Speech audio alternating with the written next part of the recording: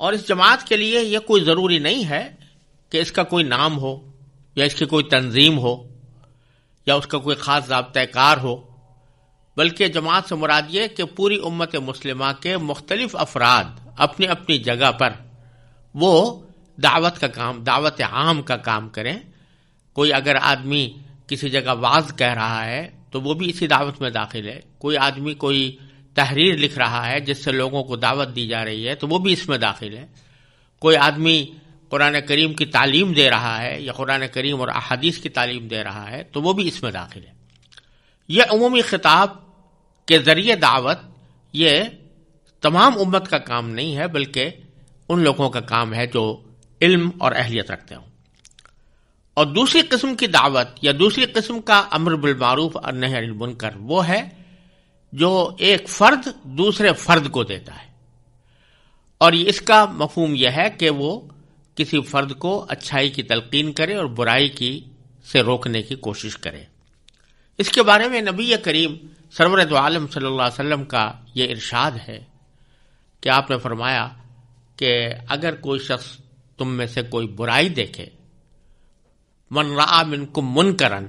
جب تم میں سے کوئی شخص کسی جگہ کوئی برائی ہوتے ہوئے دیکھے، فلیغیرہ بیدہ، تو پہلا مرحلہ یہ ہے کہ اس کو اپنے ہاتھ سے تبدیل کرنے کی کوشش کرے کہ وہ برائی ختم ہو اور اس کی جگہ جائز کام کیا جائے۔ فإن لم يستطع، لیکن اگر کوئی شخص ہاتھ سے اس برائی کو روکنے پر قادر نہیں ہے، اس کی استطاعت نہیں رکھتا،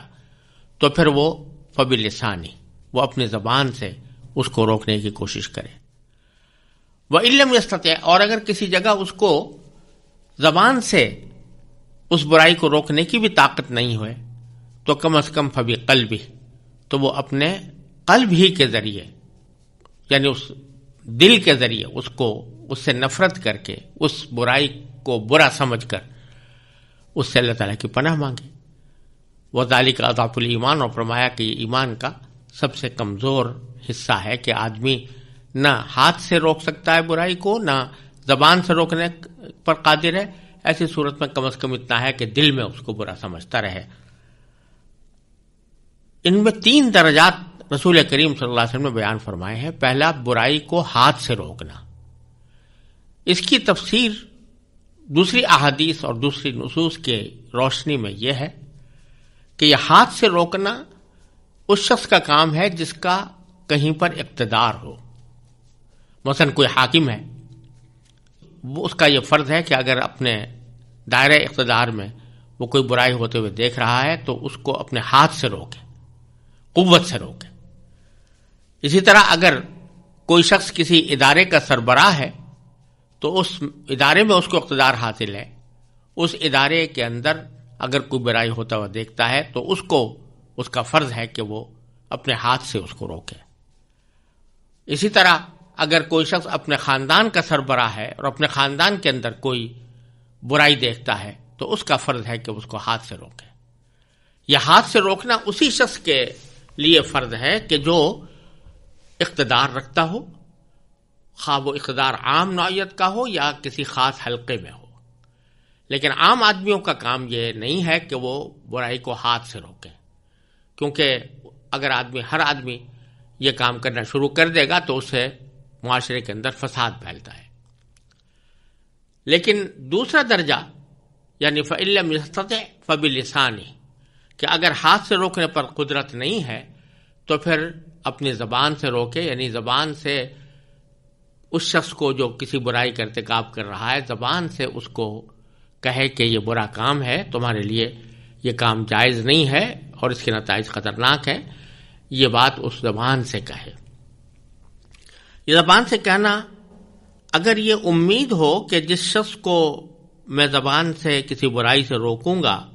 تو غالب گمان یہ ہے کہ وہ اس سے رک جائے گا، تو ایسی صورت میں زبان سے کہنا فرض ہے۔ اگر کوئی شخص ایسے موقع پر نہیں کہے گا تو وہ ایسے ہی گناہ گار ہوگا جیسے کوئی شخص نماز چھوڑنے سے گناہ گار ہوتا ہے۔ اور اگر یہ خیال ہو کہ میں کہوں گا تو صحیح لیکن یہ مانے گا نہیں، تو اس صورت میں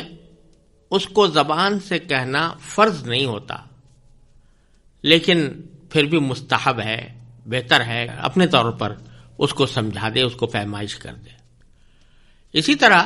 اگر زبان سے کہنے کے نتیجے میں اندیشہ ہو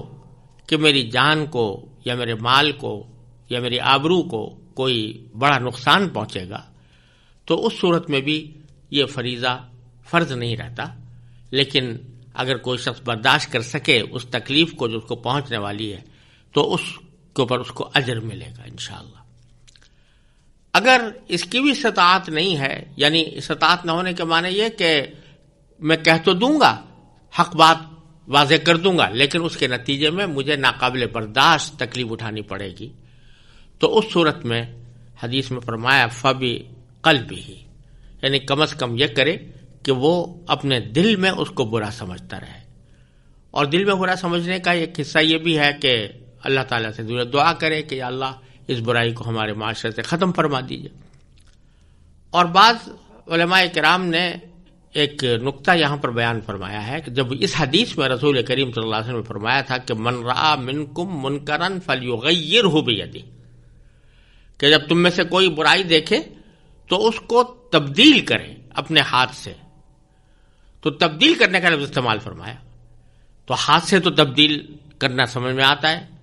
اسی طریقے سے زبان سے تبدیل کرنا بھی سمجھ میں آتا ہے کہ زبان سے کسی کو کہہ دیا تو اس نے اپنے رویے میں تبدیلی پیدا کر لی، لیکن دل سے تبدیلی پیدا کرنے کا کیا مطلب؟ تو بعض علماء کرام نے اس کی تفسیر یہ فرمائی کہ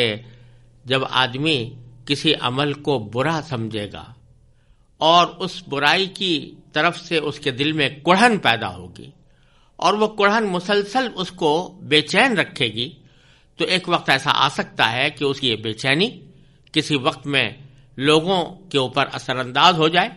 اور اس وقت میں اس کو قوت حاصل ہو اور زبان سے وہ اس کو روک دے اور بالآخر تبدیلی آ جائے۔ تو کڑھن پیدا کرنا برائی کے اوپر یہ بھی ایک فریضہ ہے انسان کے ذمے، اسی لیے حدیث میں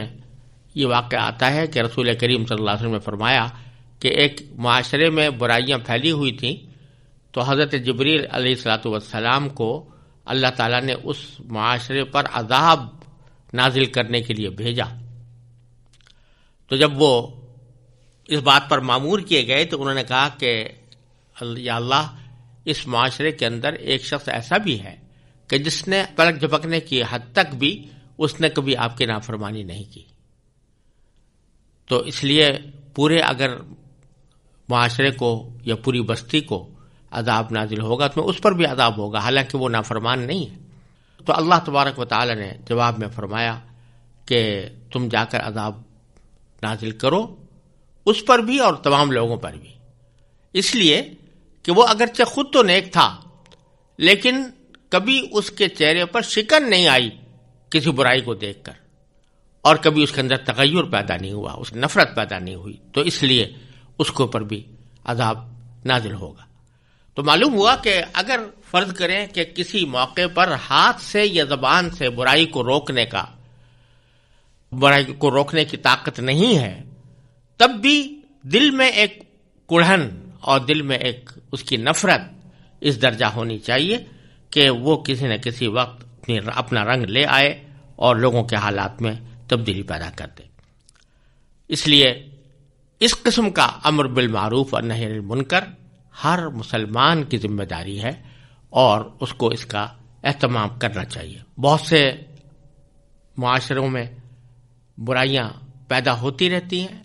اور لوگ نہ صرف یہ کہ ان کو روکتے نہیں بلکہ اس کے اوپر ناگواری کا بھی اظہار نہیں کرتے، تو اللہ بچائے یہ اس حدیث کی وعید میں داخل ہوتے ہیں۔ تو اللہ تبارک و تعالی نے یہاں اس امت کو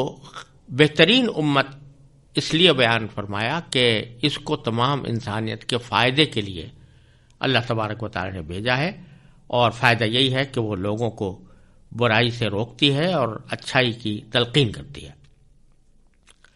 پھر آگے اللہ تبارک و تعالی نے فرمایا وَلَوْ آمَنَ أَهْلُ الْكِتَابِ لَكَانَ خَيْرًا لَهُمْ،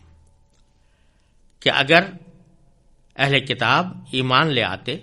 تو یہ ان کے حق میں کہیں بہتر ہوتا۔ یعنی ایک طرف امت محمدیہ کو خیر امت یعنی ساری امتوں میں بہترین امت قرار دیا گیا، جس سے اشارہ اس بات کی طرف ہے کہ نبی کریم سرور دو عالم صلی اللہ علیہ وسلم کی تشریف آوری سے پہلے دنیا کی امامت کا منصب بنو اسرائیل کو حاصل رہا اور بنی اسرائیل ہی کے اندر پیغمبر تے رہے، لیکن اب یہ منصب تبدیل کر کے امت محمدیہ علیہ صاحب السلام کو عطا کیا جا رہا ہے اور اس کو خیر امت قرار دیا جا رہا ہے اور اس کو انسانیت کے فائدے کے لیے پیدا کیا گیا ہے۔ تو اگر یہ اہل کتاب بھی ایمان لے آتے تو یہ اس خیر امت میں داخل ہو جاتے اور ان کا جو سابقہ اعزاز ہے کہ یہ دنیا کی امامت کے منصب پر فائز تھے، وہ اعزاز ان کا باقی رہتا۔ لیکن فرمایا کہ منہم المؤمنون، اس میں بے شک کچھ لوگ مسلمان ہیں، مومن ہیں، ایمان لائے ہوئے ہیں، وَأَكْثَرُهُمُ الْفَاسِقُونَ، لیکن ان میں سے اکثر نافرمان ہیں۔